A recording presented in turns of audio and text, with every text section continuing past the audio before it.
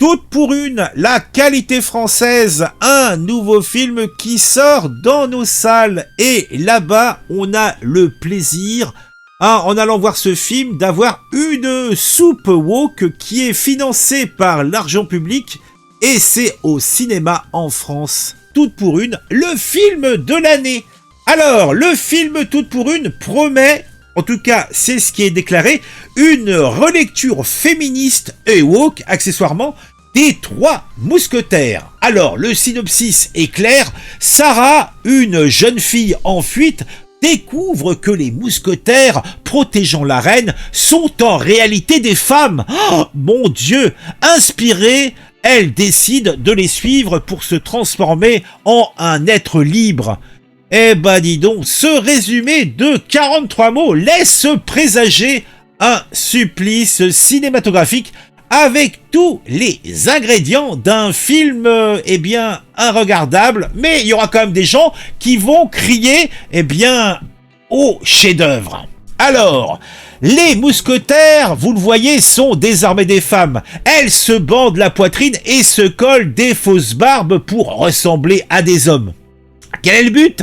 Dénoncer la suprématie masculine et mettre en avant la transition de genre. Bah oui, tant qu'à faire.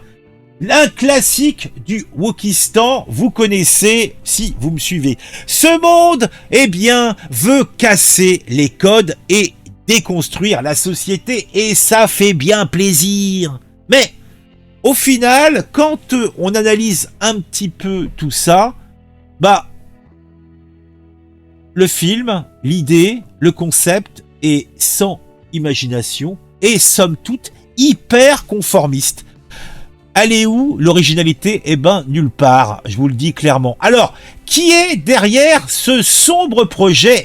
C'est Ouda Benyamina, qui avait déjà réalisé Divine et Salam, et elle est aux commandes de ce projet. Et oui, il fallait oser. Les mousquetaires d'Henri, c'est de Louis XIII, donc trois maghrébines et une noire. Pourquoi pas après tout? Et en plus transsexuelle, pourquoi pas? En tout cas grimée, pourquoi pas? Donc celle qui avait fait Divine et Salam est aux commandes de ce projet, et on doit dire que elle a le nez creux pour avoir son budget et pour faire parler d'elle. Elle surfe sur la vague woke, mais elle n'est pas la seule, puisque une autre sombre personnalité, Audrey Fleurot, vous la connaissez sans doute, prépare également une série dans le même esprit, la Comtesse de Monte Cristo. Oui, après le Comte de Monte Cristo, on va voir la Comtesse de Monte Cristo. Je suis curieux de voir ça, quoi. Des réalisateurs sans idée originale, mais qui aiment reprendre les classiques en les transformant à la sauce woke. Mais ils veulent tous éveiller les consciences. Donc ils n'ont pas d'imagination, ils n'ont aucun talent, mais ils vont prendre des classiques qui ont fait leurs preuves, qui en plus en France on sait bien faire les films en costume et compagnie. Donc de ce côté-là, il y a les compétences. Mais si on peut mettre un truc pour éveiller les consciences et remâcher une fois de plus un classique, pourquoi pas? En tout cas, pour revenir sur Toute pour une, ce sombre film, oui sombre, a coûté des millions d'euros et a été financé par l'argent public via le CNC et France Télévisions. En 2023, rappelez-vous ça, le CNC a distribué pratiquement 716 millions d'euros, dont 311 millions pour le cinéma.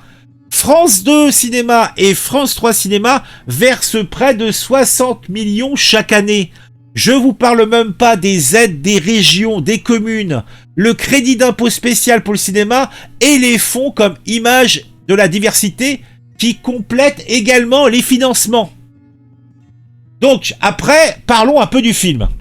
Des millions d'euros sont ainsi dépensés pour des films qui trustent les dernières places des classements du box-office, alors que la France traverse une crise économique, une situation des plus ironiques pour un pays qui cherche désespérément des fonds. Eh oui. En tout cas, Alexandre Dumas doit se retourner dans sa tombe, mais bon, pourquoi pas après tout, hein. Allez, on va arrêter de regarder cette sombre bande-annonce qui propose une relecture féministe et woke des Trois Mousquetaires, avec des mousquetaires femmes se transformant pour ressembler à des hommes. Ah, ça fait bien plaisir. Dites-moi en commentaire ce que vous pensez de tout ça. Ça me ravira.